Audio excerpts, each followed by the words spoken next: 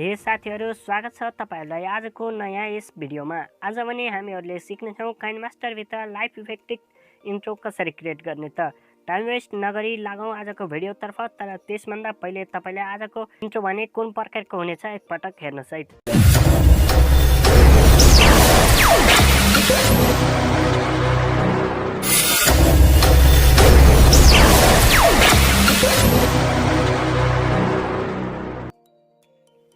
आज भने कुनै यसै प्रकारको इन्ट्रो क्रिएट गर्ने छौं।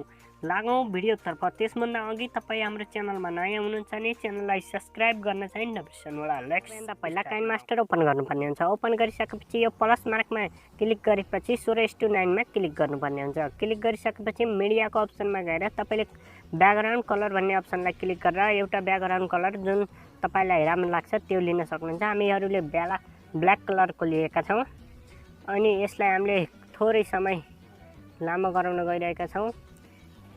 8 सेकेन्डको राखेका छौं हामीहरुले देख्न सक्नुहुन्छ। अनि यसको लगभग 2 सेकेन्डको आसपासमा तपाईहरुले लिनुपर्ने हुन्छ। हामीले 2.0 मा लिएर आएका छौं। अनि लेयरको अप्सनमा गएर मिडियाको अप्सनमा गइसकेपछि तपाईले आफ्नो च्यानलको लोगो ल्याउन पर्ने हुन्छ। हामीले भने यहाँ PUBG को लोगो लिएर आएका छौं अनि यसलाई तपाईले थोरै 0.2 सेकेन्डमा राख्नुपर्ने हुन्छ। ल्याउनु होला अनि लेयरमा गएर इफेक्टमा गइसकेपछि मोर भन्ने अप्सनमा जानुपर्ने हुन्छ। अनि मोर अप्सनमा गइसकेपछि यहाँ स्क्रल डाउन गर्नुभयो भने देख्न सक्नुहुन्छ तपाईलाई एउटा इफेक्ट डाउनलोड गर्नुपर्ने हुन्छ जसको नाम हो VHS रिवाइन्ड्स भन्ने देख्न सक्नुहुन्छ। अनि यसलाई क्लिक गरिसकेपछि तपाईलाई यहाँ डाउनलोडको अप्सन दिन सक्छ। हाम्रोमा इन्स्टल देखाइसकेको छ किनकि हामीले पहिले डाउनलोड गरिसकेका छौं यसलाई। अनि यसलाई डाउनलोड गर्नुपर्ने हुन्छ। डाउनलोड गरिसकेपछि अनि तपाईले ब्याक गरेर यसलाई ओपन गर्नुपर्ने हुन्छ।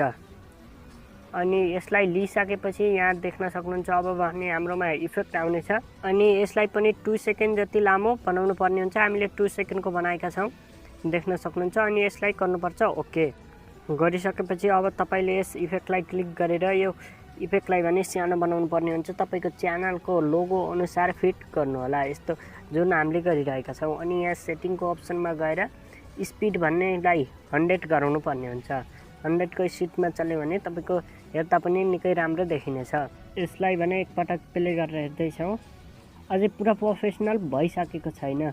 अझै यसमा हामीहरुले एक कुरा राख्नुपर्ने हुन्छ। त्यसका लागि 00 मा जानुस् अर्थात सुरुमा गएर अनि लेयरमा गएर तपाई जानुपर्ने हुन्छ।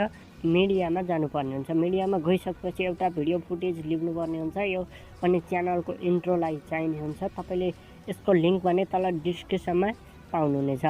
अनि यसलाई हामीले फुल जुम गर्ने छौं।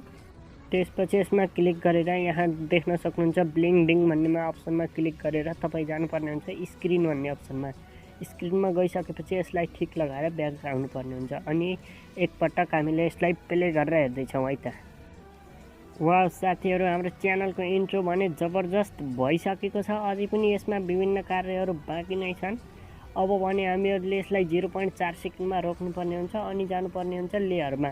लेयरमा गइसकेपछि टेक्स्ट भन्ने अप्सनमा गएर आफ्नो च्यानलको नाम लगाउनु पर्ने हुन्छ। हामीहरुले आफ्नो च्यानलको नाम लगाउन गइरहेका छौं। यो भने मेरो च्यानलको नाम होइन किनकि यो गेमिङ च्यानलको नाम हो। अनि मैले पुरानो मेरो साथीको गेमिङ च्यानलको नाम लगाउँदै छु।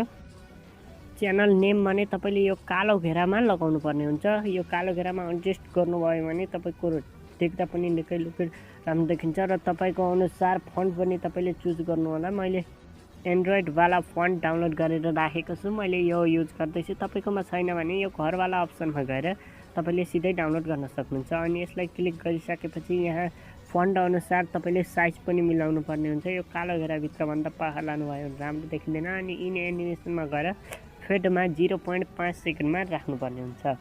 अब भने हाम्रो च्यानलको इन्ट्रो रेडी भइसकेको छ। अब भने हाम्रो यो इन्ट्रोमा हेर्दै छौं कहीं कमी कमजोरीहरु के देखिने गर्दछन् त। अब यसलाई भने मेटाउने प्रयास गर्ने छौं। यहाँ लास्टमा हाम्रो नाम आइरहेको छ। अब भने यसलाई सेटिङमा गएर भिडियो भन्ने अप्सनलाई क्लिक गरेर यहाँ फेड आउट भन्ने इनेबल गरिदिनु पर्ने हुन्छ। यसको कारण के हुन्छ भने लास्टमा हाम्रो भिडियोहरु अचानक निभे जस्तो देखिन्छ। अब भने यसलाई एकपटक हामीहरुले प्ले गरेर हेर्ने छौं। निकै स्टाइलिस्ट बनिसकेको छ हाम्रो इन्ट्रो देख्न सक्नुहुन्छ। एकदम परफेक्ट बनिसकेको छ।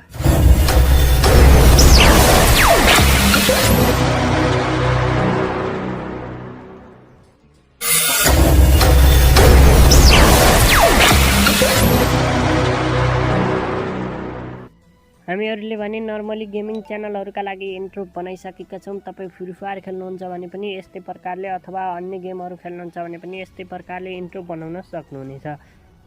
भिडियोलाई अन्तिमसम्म हेरिदिनु भएकोमा धेरै धेरै धन्यवाद।